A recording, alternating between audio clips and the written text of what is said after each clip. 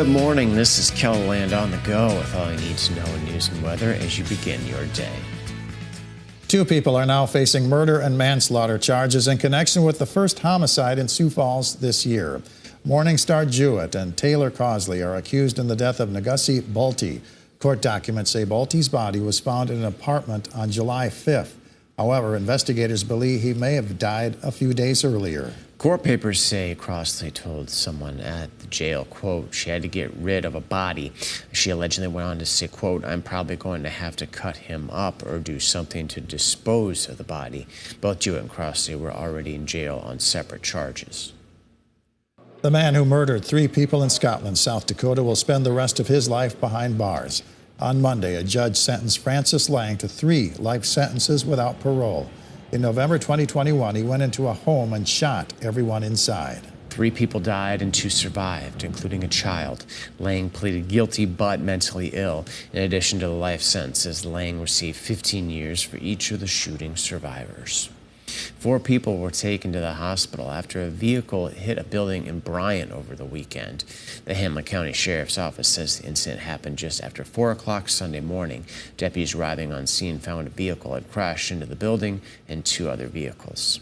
The 4 people inside the building were sleeping at the time and suffered non-life-threatening injuries. The 28-year-old man driving the vehicle was arrested for DUI. Other charges are pending. A Rapid City man faces several charges following a chain reaction crash. Investigators say Albert Waters Jr. hit a pedestrian with his car on Saturday evening and then drove off. He's then accused of running a red light and crashing into a pickup, which then struck a van. Police say one of the drivers tried to stop Waters, and that's when Waters ran over his foot. He's charged with DUI, hit and run, and leaving the scene of a crash. Now let's get a check of this morning's weather with meteorologist Brian Karstens. Good morning, Brian. All right, good morning, guys. Good morning, everybody. Weather today, we'll be watching the heat, the humidity, and also the storms that will likely be a part of the forecast tonight. The latest analysis here from the Storm Prediction Center is a slight risk of severe weather in the yellow. That does include Sioux Falls. We are getting more information supporting that the scenario that there will be clusters of severe weather around tonight. So make sure that you're plugged in on the weather forecast and you are at least aware of things here, especially as we trend toward dark. Now, morning dew points, the maps here, you can see we've got a few locations in the 70s. That means tropical air is building. In fact, even in Sioux Falls, we've noticed the dew point has been climbing. We anticipate that the dew point will get to 70 in Sioux Falls.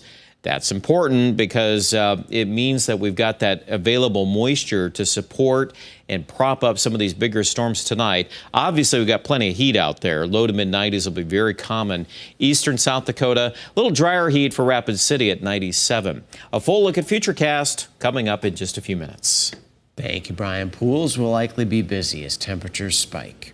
Sioux Falls Parks and Rec is expecting a lot of visitors at the city's pools this week. When the heat rises, so does attendance. Last year, around 196,000 people visited outdoor pools in Sioux Falls.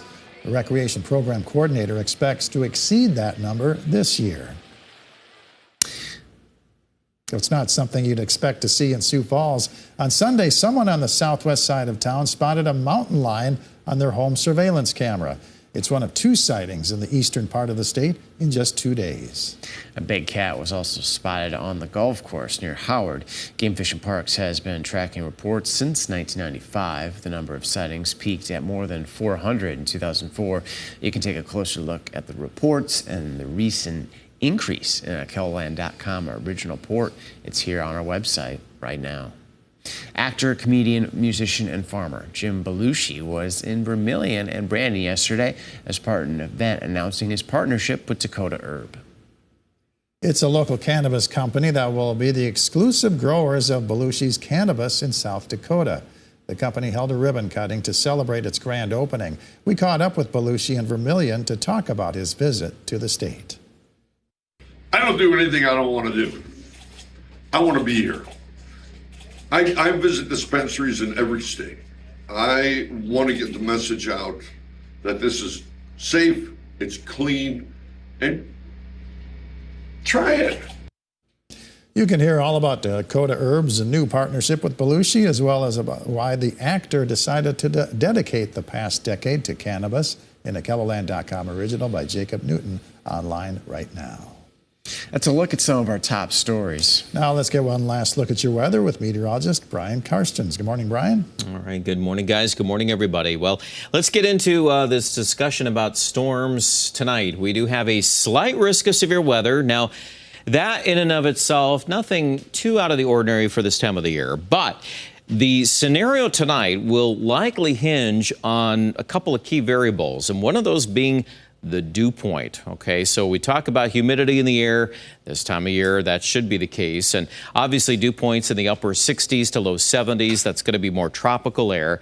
Kind of a prevailing flow coming up out of Nebraska, kind of flowing in here. And we're looking at storms feeding off of the heat and humidity. We got a trigger probably up here in the north central.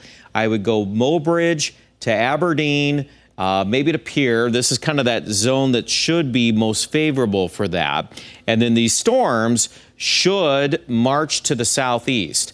Now, this view on Futurecast is off the European model, so it kind of broad brushes these thunderstorms. It'll probably organize into some sort of a line. That's what I'm thinking.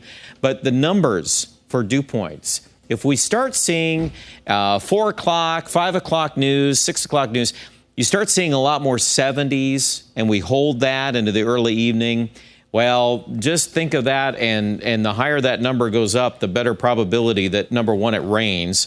Number two, we're probably going to get more severe weather in the form of some pockets of damaging wind. I don't want to go overboard and say it's going to be widespread, but it's got our attention today a little bit more than it has most days of the summer. In fact, this would be the highest humidity day for Sioux Falls that we've had all season. Okay, so that's what we want to watch. Just be aware of it as we get into the early evening. Now, also, the cap on the atmosphere is going to be pretty strong south of Sioux Falls. These storms are going to kind of run into that, so we'll see how much they hold together into northwest Iowa. There's a little debate on that subject, too. But Minnesota, probably pretty good shot at some rain. And then tomorrow, we're just going to bask in this heat and humidity once again. I feel pretty confident in that scenario, too. Here's another look at Futurecast. This is a different model, but kind of the same concept here. You've got all these hourly temperatures in the 90s. By mid to late afternoon, we'll pop a couple hundreds out toward Phillip and Midland, and then those storms, they kind of blow up on that gradient there, that difference between the heat and humidity and the heat and the lesser humidity out in western, far western KELOLAND. Any of those storms in the pink and the purple could be severe, okay? So that's what we need to watch here as we trend toward dark in Sioux Falls. We'll finish up with your forecast. After a hot day today, those storms will be around tonight. The 7-day forecast is repeating the cycle. Maybe some more storms Thursday night into Friday. I know at this point we have the weekend dry, but I'm going to tell you up front that as we begin to refine the timing of these nocturnal storms, I think we'll be adding in some rain chances for Sioux Falls. I think Aberdeen's in the same boat here. We're going to get some storms to roll through from time to time. The next shot is Thursday night, and then we'll see how this carries over into the weekend. Notice temperatures are going down. We're going to get rid of the worst of the heat here. I feel pretty good about that after Friday, but at least right now, a couple more days of 100s in Pierre, and even Rapid City close to 100. And then the rain chances start to pick up steam as we get toward the weekend and some cooler weather. Check out more details online at KELOLAND.com.